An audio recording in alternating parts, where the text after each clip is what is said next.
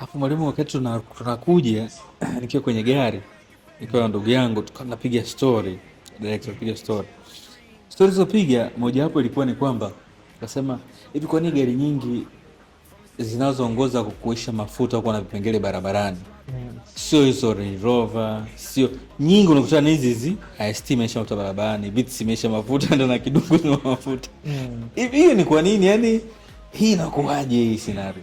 Sasa si ndio maana nikakwambia ndugu yangu, ni self discipline ile ya kwako wewe mwenyewe. Na pia watu wanaendesha ambao magari ya mwaka mbele, kuna level fulani inakuwa amefika ya uelewa, umeelewa Kwa hiyo sisi tunaendesha magari ya kawaida, mtu anakuwa anajipigia mahesabu, mwanangu hapa hii lita hizi mimi natoboa hapa, umeelewa Na ndio maana unakuta magari hayo baadaye yanakufa pampu, umeelewa Sijui gari sio, unakuta mamisi mengi kwa sababu sisi wenyewe hatuyaheshimu.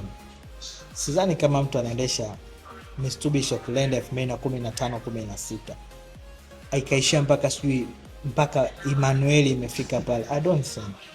Unakuta tu mwingine anajiwekea, mimi kifika nusu tanki naongeza mafuta.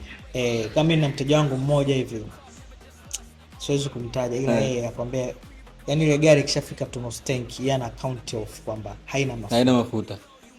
Umeelewa? Kwa mtu kama huyo huwezi kumsikia anapata matatizo ya pampu ya mafuta. You never. Sio, unaelewa? Nakuelewa. Kwa hiyo self discipline. Wale unataka kurudisha nyuma, ulitaja vitu, ulitaja safety, ulitaja comfort, durability. Kuna kitu umekiacha kwenye magari ya mwaka wa mbele? Economy. Magari ya mwaka mbele brother, kwa very economy.